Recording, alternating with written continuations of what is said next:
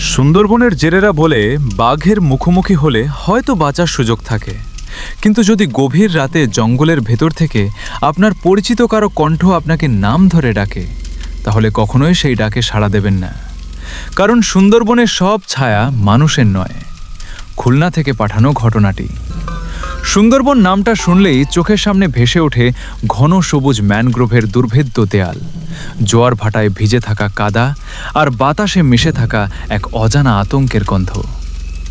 দিনের আলোয় এ জঙ্গল যতটা মায়াবী, সূর্য ডুবে গেলে ততটাই ভয়ঙ্কর। স্থানীয় বাওয়ালি, মৌয়াল আর জেলেরা প্রজন্মের পর প্রজন্ম ধরে একটি উলিখিত নিয়ম মেনে চলে। সন্ধ্যার পর নদীর পাড়ে একা থেকো না, কারণ বনের সব ডাক মানুষের নয়। সুজন ছিল সেসব অভিজ্ঞ জেলেদের একজন, যাদের ধমনীতে নদীর নোনা জল প্রবাহিত হয়। বয়স 40-এর কোঠায়, চেহারায় রোদে পোড়া তামাটে ছাপ। ছেলেবেলা থেকেই বাপের হাত ধরে সে সুন্দরবনের এই গোলক ধাতায় মাছ ধরছে। পশুর নদী থেকে শুরু করে আর বাঙ্গা শিয়ার, প্রতিটি খারিখালের বাঘ তার নখ দর্পণে ভূত প্রেত বা অলৌকিক কিছু নিয়ে গ্রামের চায়ের দোকানে গল্প জমলে সুজন সবসময় তাচ্ছিল্যের হাসি হাসত। সে বলতো, বনের বাঘ আর পানির কুমির ছাড়া ভয় পাওয়ার মতো কিছু নেই দুনিয়ায়। ওসব অলৌকিক গল্প দুর্বল মনের গল্প না। কিন্তু 2026 সালের সেই হাড় কাঁপানো শীতের রাত সুজনের সেই দীর্ঘদিনের বিশ্বাসকে এক নিমিষে তছনছ করে দিয়েছিল।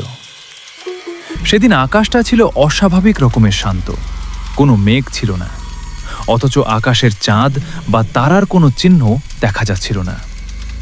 এক জমাটবদ্ধ অন্ধকার যেন চাদরের মতো পুরো জঙ্গলকে ঢেকে রেখেছিল।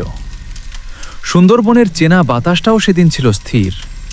নদীর পানি যেন আয়নার মতো কালো আর নিথর হয়েছিল, যেন পানির তলায় কোনো দানব নিঃশ্বাস বন্ধ করে শিকারের অপেক্ষা করছে।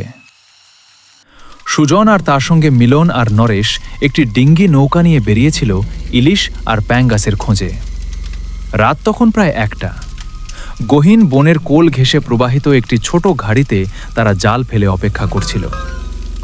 সাধারণত এই সময়ে বনের ভেতর ঝিঝি পোকার ডাক আর দক্ষকের শব্দে কান ঝালাপালা হয়ে যায়, কিন্তু সেদিন চারপাশটা ছিল কবরের মতো নিস্তব্ধ। হঠাৎ সুজনের কাঁধে হাত রেখে নিচু গলায় বলল, সুজন ভাই, রাতটা কেমন যেন ভারী ঠেকছে, বুকটা ধকধক করছে, আজকে ফিরে যাই। সুজন মিলানের দিকে তাকিয়ে বিদ্রূপের সুরে বলল, এত বছর ধরে মাছ ধরিস, এখনো বাচ্চার মতো ভয় পাস? জালিটা একবার তুলে দে, ভালো মাছের টানে ফিরে যাব। কিন্তু কিছুক্ষণের মধ্যেই নরেশ অস্থির হয়ে উঠল। সে কাঁপা কাঁপা গলায় বলল, না সুজন ভাই, মিলন ঠিকই বলেছে, বাতাসের গন্ধটা কেমন যেন পচা লাশের মতো ঠেকছে। আমার মনে হচ্ছে আমাদের দিকে কেউ তাকিয়ে আছে। সুজন বিরক্ত হলো। সঙ্গীতের এই ভয়ে তার মাছ ধরার মনটাই নষ্ট হয়ে যাচ্ছে। সে হাল ছেড়ে দিয়ে বলল, ঠিক আছে, ভয় পেলে নৌকায় গিয়ে একটু দূরে খালের মুখে থাক, জালটা গুছিয়ে আসছে। নরেশ আর মিলন তিলমাত্র দেরি করল না। তারা অন্য একটি ছোট ডিঙ্গিতে করে একটু দূরে খোলা পানের দিকে সরে গেল। সুজন একা রয়ে গেল সেই কহিন পনের ছায়ার নিচে। নিস্তব্ধতা তখন অসহ্য হয়ে উঠেছে। নিজের নিঃশ্বাসের শব্দ সুজনের কানের ড্রাম পেটাচ্ছে। নদীর হালকা ঢেউ যখন গায়ে লাগছিল, নৌকার সেই শব্দটাও কেন যেন ফিসফিস করে যেন কথা বলছে। সুজন দ্রুত জাল তোলার চেষ্টা করছিল। ঠিক সেই মুহূর্তেই শব্দটা এলো, সুজন, সুজন, এদিকে আয়। তো সুজন স্থির হয়ে গেল। কণ্ঠস্বরটা অদ্ভুতভাবে চেনা, একদম অবিকল তার ছোটবেলার বন্ধু বিজনের মতো। বিজন অনেক বছর আগে রোগে মারা গিয়েছিল, কিন্তু সেই গলার আওয়াজ সুজন কোনোদিন ভুলবে না। সুজন চারদিকে তাকালো। গাঢ় অন্ধকারে শুধু গোলপাতা আর সুন্দরী গাছের ঝাপসা অবয়ব দেখা যাচ্ছে। সে নিজেকে বোঝালো, নিশ্চয়ই মিলন তার সাথে রসিকতা করছে। কে মিলন? কি আর কি করিস না? সুজন ডাক দিল। তাকে কিন্তু কোনো উত্তর এলো না। নিস্তব্ধতা যেন আরও গাঢ় হলো। কয়েক সেকেন্ড পর আবার সেই ডাক, সুজন, আমি এখানে বনের ভেতরে, আয়, দেখ কত তো মাছ। এবার শব্দটা একদম তীরের খুব কাছ থেকে এলো। সুজনের মেরুদণ্ড দিয়ে হিম শীতল একটা স্রোত বয়ে গেল। মনের এক কোণ যুক্তি বলছে এটা অসম্ভব, কিন্তু অন্য এক কৌতূহল তাকে আচ্ছন্ন করে ফেলল। সে যেন নিজের অবচেতন মনের নিয়ন্ত্রণে চলে গেছে। নৌকাটা কাদার কাছে ভিড়িয়ে সে নেমে পড়ল। কাদা আর শ্বাসমূলের উপর দিয়ে বনের গভীরে পা বাড়াল। বনের ভেতরটা ছিল নিশ্ছিদ্র অন্ধকার। লতাগুলো যেন জীবন্ত সাপের মতো তার পায়ে জড়িয়ে যেতে চাইল। ঝোপঝাড়ে সরিয়ে সে এগোতে থাকল। সেই কণ্ঠস্বরকে লক্ষ্য করে, কই তুই এই মাঝরাতে জঙ্গল দিয়ে কি মিলন? সুজনের গলার স্বর কাঁপছে। Voice over. হঠাৎ শব্দটা একদম মাথার ওপর থেকে ভেসে এলো, এই তো আমি তো তোর উপরেই রে সুজন। সুজন সাহস সঞ্চয় করে ধীরে ধীরে ওপরের দিকে তাকালো, আর যা দেখলো তা দেখার জন্য পৃথিবীর কোনো মানুষই প্রস্তুত থাকবে না। একটা বিশাল রোয়েন ট্রি গাছের ডালে কেউ বসে আছে, কিন্তু বসার ভঙ্গিটা ছিল অস্বাভাবিক। পুরোপুরি উল্টো হয়ে তার পা দুটো ডালের সাথে পেঁচানো, আর শরীরটা নিচের দিকে ঝুলে আছে। লম্বা কালো চুলগুলো বাদরের ডানা বা শেওলার মতো নিচে ঝুলে। মুখটা অন্ধকারে ঢাকা থাকলেও তার সাদা চামড়া যেন অদ্ভুত এক জ্যোতি ছড়াচ্ছে। সুজন পাথরের মতো দাঁড়িয়ে রইল, আর চিৎকার করার ক্ষমতা হারিয়ে ফেলল। সেই ছায়াটা ধীরে ধীরে মাথা উঁচু করল। যখন তার মুখটা সুজনের নজরে এলো, সুজনের হৃৎপিণ্ড যেন এক মুহূর্তের জন্য বন্ধ হয়ে গেল। সেই মুখটার সঠিক কোনো আকৃতি ছিল না। চোখ দুটো ছিল অস্বাভাবিক বড় এবং ধবধবে সাদা। সেখানে কোনো মণি ছিল না, আর তার মুখে লেগেছিল এক পাশবিক অদ্ভুত হাসি। এত দেরি করলে কেন সুজন? আমরা তো তোর জন্যই অপেক্ষা করছিলাম। কণ্ঠস্বরটা এখন আর বিজনের মতো নেই, সেটা কর্কশ। সুজনের মনে হলো তার হাত পা দুটো কেউ মাটির সাথে গেঁথে দিয়েছে। সে 1 ইঞ্চিও নড়তে পারছিল না।